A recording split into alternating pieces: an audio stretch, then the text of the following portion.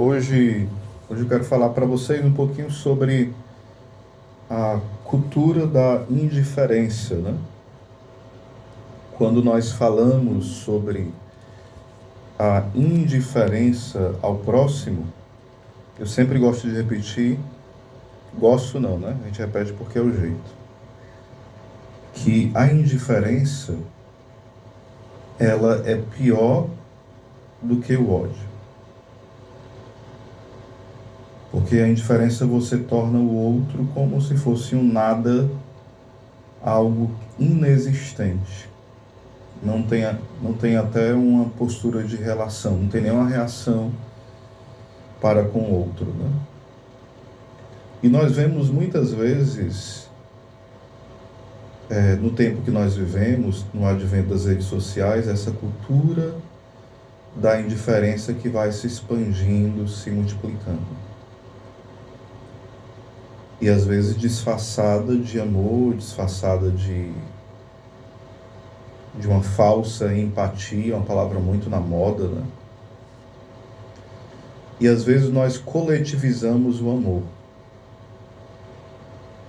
Eu amo a humanidade, eu amo a sociedade, eu amo. O amor, ele é concreto. O amor, ele é olho no olho. Como falam os santos, para amar, como fala Teresa de Calcutá, para amar tem que doer.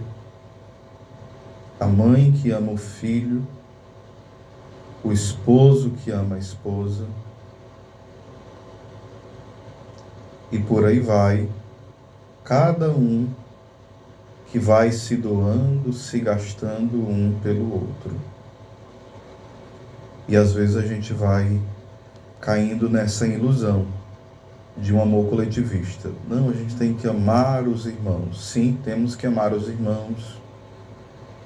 Mas esse irmão tem um rosto, esse irmão tem as suas dores, esse irmão tem a sua história, esse irmão tem as suas necessidades, esse irmão tem os seus defeitos, tem as suas qualidades, precisa ser ouvido, precisa ser escutado, precisa ser ajudado, precisa ser, muitas vezes, reconhecer os seus talentos. E às vezes nessa cultura da indiferença, o que nós fazemos? É todo mundo na correria do dia a dia, fazendo muitas coisas, muitos eventos, muitas ações, às vezes até dentro da igreja, muitas ações evangelizadoras, enche os eventos de pessoas, mas não consegue sustentar ninguém na caminhada. Quando fala ninguém, é claro que é uma hipérbole, alguém fica, né? Mas por que não consegue manter as pessoas em um grupo de oração, em uma pastoral, em um grupo de jovens? Porque essa cultura da indiferença vai prevalecendo. Porque não vai existindo uma amizade com Deus e não vai existindo uma amizade com os irmãos, um amor verdadeiro com Deus e um amor verdadeiro com o irmão. Fica aquela coisa superficial, sem profundidade. E essa coisa superficial o mundo também tem.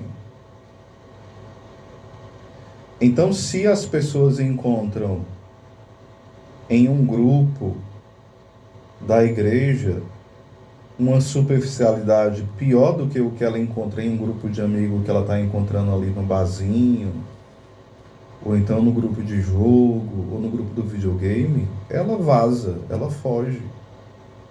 Ela quer encontrar coisas profundas, embora ela não diga, mas o coração dela almeja por pessoas que se importem com ela,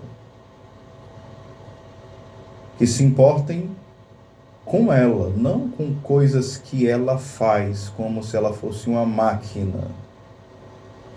O pensamento marxista, o pensamento comunista se importa com o que você produz. Quando você deixa de produzir, você não importa mais. O pensamento marxista é assim. Se você produz, você importa. Se você faz, você importa. O pensamento capitalista também é assim. o capitalista, o pensamento capitalista selvagem, né? O capitalismo equilibrado até que dá para engolir. Ou seja, é aquela visão, aquele pensamento meritório, a meritocracia acima de tudo. Você vale o que você tem. Se você tem R$ 5, vale R$ 5. Se tem 100, vale 100. Se tem 1 milhão, vale 1 milhão. Esse pensamento ele é diabólico. Porque eu e você valemos o sangue de Cristo. Só que nós percebemos isso permeando a vida de nós católicos, de nós cristãos. Será que você e eu nos importamos com o outro? Quantas vezes você tem mandado uma mensagem para alguém perguntando: e aí, como é que você está, meu irmão? Você está bem? Como é que está a sua família? É a cultura do desencontro. Nós vivemos correndo para um lado e para o outro. E quando a gente chama alguém para conversar, geralmente é para fofocar da vida alheia, para debochar, é para falar mal, é para reclamar da vida. Às vezes os nossos encontros são encontros infernais. Encontros que parecem encontros de demônios, de bandidos, que só encontram para planejar o mal. É dura essa palavra que eu estou falando, é. Mas isso não deveria ser um comportamento católico. As nossas conversas deveriam ser conversas que quem chega diz: puxa vida, que conversa que agrada o meu coração. Eu queria ter conversas assim. Eu queria ter partilhas assim. Eu queria ter amizades assim, que elevam minha alma, que me animam, que me enchem de esperança. Quais são as tuas conversas no WhatsApp? É só sobre política? É só sobre fofoquinha? É só sobre frescurite do dia a dia? Não é que você não possa conversar sobre os problemas do país. Você pode e tem que falar sobre essas coisas. É importante, você não pode ser um alienado. Mas se importe com a vida do outro. Se importe com o outro que chora. Se importe com o outro que está aniversariando. Se importe com o outro que está ali precisando do teu socorro.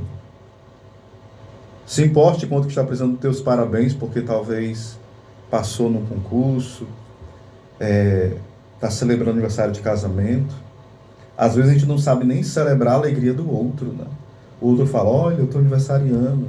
Às vezes a pessoa está tão... Hoje o mundo está tão bagunçado que a pessoa precisa colocar no grupo: parabéns para mim, eu estou aniversariando. Porque as pessoas estão tão indiferentes que a pessoa não consegue nem lembrar que a outra criatura está aniversariando, né? Se bem que hoje o Facebook, o Instagram, as redes sociais até lembram, mas às vezes mesmo assim a gente percebe que às vezes a indiferença é tão grande que as pessoas não conseguem ter esse ato simples de dizer: irmão, você é importante, você é amado por mim, você tem esses talentos, você tem esses dons, obrigado pela sua vida. A gente precisa pedir a Deus que tire de nós esse veneno maligno da indiferença. Às vezes a gente procura o outro como uma máquina que produz cura, que produz pregação, que produz conselho, que produz bate-papo. Não, o outro não é a máquina que produz, o outro é o meu irmão, que tem alegrias, que tem lágrimas, que tem dons, que tem defeitos, que tem limitações. E a gente precisa também não se colocar, porque também existe outro problema. Sabe por que muitas vezes as pessoas não se aproximam de nós? Porque às vezes a gente se coloca como super-herói. Eu não preciso de ninguém, eu sou forte. Eu nunca preciso ser aconselhado. Eu nunca preciso de um ombro amigo. Eu nunca preciso de um suporte. Quando eu e você nos colocamos como super-heróis, como pessoas que sempre aconselham, que sempre ajudam e que nunca precisam, As pessoas não vão adivinhar que você está precisando. As pessoas não vão adivinhar que você está abatido. A gente precisa aprender a estender a mão. Eu lembro de uma irmã aqui em Pacajus, a Mazé, uma irmã da comunidade de vida que passou, que foi RL, responsável local, que marcou a minha história. Isso uns 10 anos atrás ou mais. E eu lembro que eu amava as pregações dela e as partilhas, a gente conversava vez ou outra. E ela chegou a rezar por mim algumas vezes, conversar e partilhávamos, e enriqueceu muito a presença dela aqui na minha vida. E uma certa vez ela falou: Oséias, você está reclamando aí? Você já partilhou isso aqui? Você acha que as pessoas vão adivinhar o que você está passando? Partilhe. Diga o que você está vivendo. Que as pessoas serão instrumentos de Deus, instrumentos da providência na sua vida.